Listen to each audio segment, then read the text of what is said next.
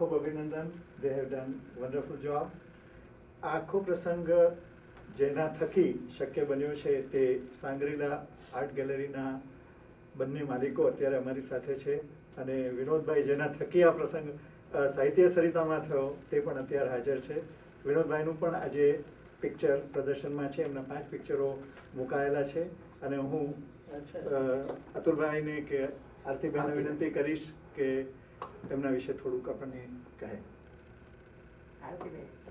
Say something? Yeah. Whatever you feel like. Well, thank you very much to the Gujarati Sahitya Sarita. It's our pleasure to host you and to have this cultural and literary event over here in our gallery. I'm of course very close to the Gujarati community, and I think I have taken the best having married a Gujarati. I'm very familiar with the culture and the food, and I also understand to some extent, but I didn't get the full thing, but I really appreciate it. So we'll be happy to support you, and it's a great honor for us to host you over here today. Thank you very much. We thank Atulbhai and Aartiben from the bottom of our heart. Deepak bhai. Smile.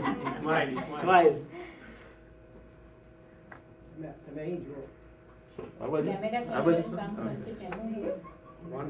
ત્યાં બધી ઘણી સ્ત્રીઓ છે પણ આ તરફ નજર નાખો તમે.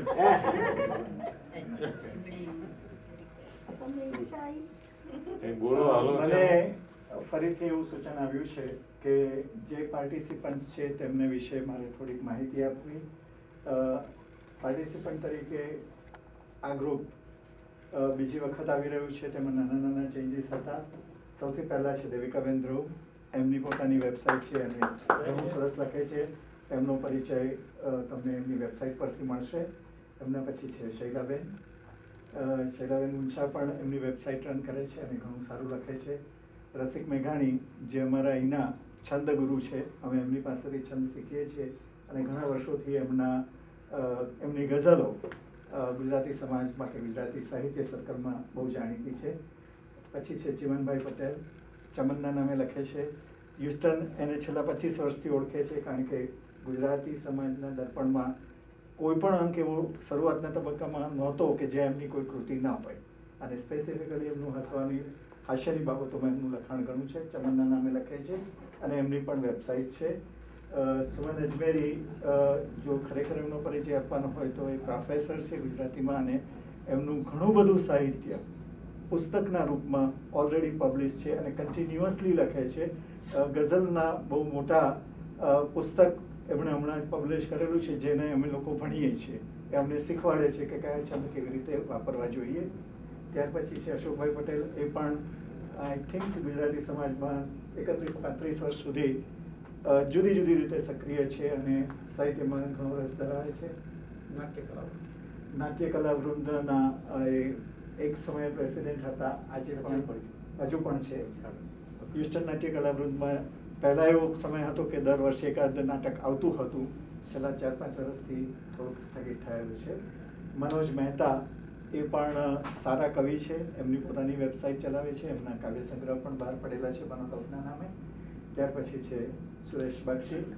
સુરેશ બક્ષી ગઝલના સારા એવા જાણકાર છે અને સુગમ સંગીતની દ્રષ્ટિએ મુકેશના અને હેમંત કુમારના ગીતો ખૂબ સરસ રીતે ગાય છે.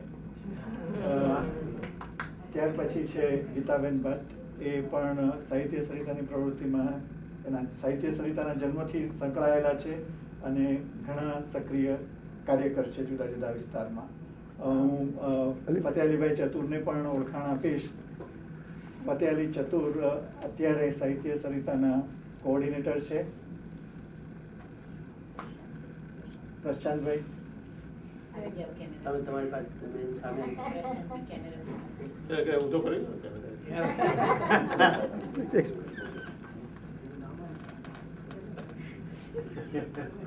Good one.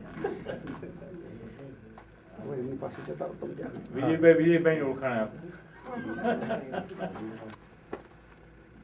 આપ સૌનો આભાર.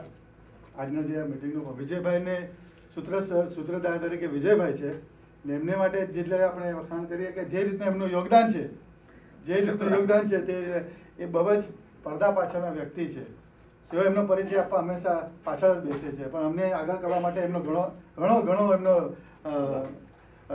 ઊંડા એમનું એ છે યોગદાન બી છે. અને આજે અમને જે 2 મહિનાથી આ સૂત્ર સંભાળવા કહ્યું છે, જે અમારે 4 મહિનાનું બાકી છે વિગત, અને એમાં ફતેહભાઈ અને અમે 2 જણા એક ટીમ વર્ક કરી રહ્યા છીએ, તો ફતેહભાઈને પણ હું 2 શબ્દો કહેવા માંગીશ. બસ હું તો બધાનો આભાર જ માનીશ, કારણ કે આપ સૌના સહકાર વગર આજનો આ કાર્યક્રમ શક્ય જ નહોતો. સ્પેશિયલી હું શ્રી અતુલભાઈ વીરનો આભાર માનીશ કે જેમણે આપણને આજની આ ફેસિલિટી વાપરવા આપી છે, અને વિજયભાઈ અને સુમનભાઈ જે લોકોએ આખો પ્રોગ્રામ ડિવાઇસ કર્યો છે, અને આપણા 8 પાર્ટિસિપન્ટ્સ કે જે લોકોએ આપણી સામે તો 15-20 મિનિટની ખાલી એક અંતાક્ષરી રજૂ કરી છે, પણ એમની પાછળ એમણે કેટલા કલાકો નાખ્યા છે પ્રેક્ટિસ કરવા પાછળ, એ પણ હું જાણું છું. તો ખરેખર આપ સૌને હું આપ સૌનો ઘણો આભાર માનું છું, અને આપ સૌને રેકગ્નાઇઝ કરું છું કે આપ સૌના આટલા યોગદાન વગર આજનો આ પ્રોગ્રામ શક્ય હતો જ નહીં. Thank you. વધારે યોગદાન વિશાલ મોણપરાનું છે, અને એને જે હવે થશે, અને પડદા પાછળનો એ પણ એક વ્યક્તિ છે. Thank you so much for હવે જે જાહેરાત કરો.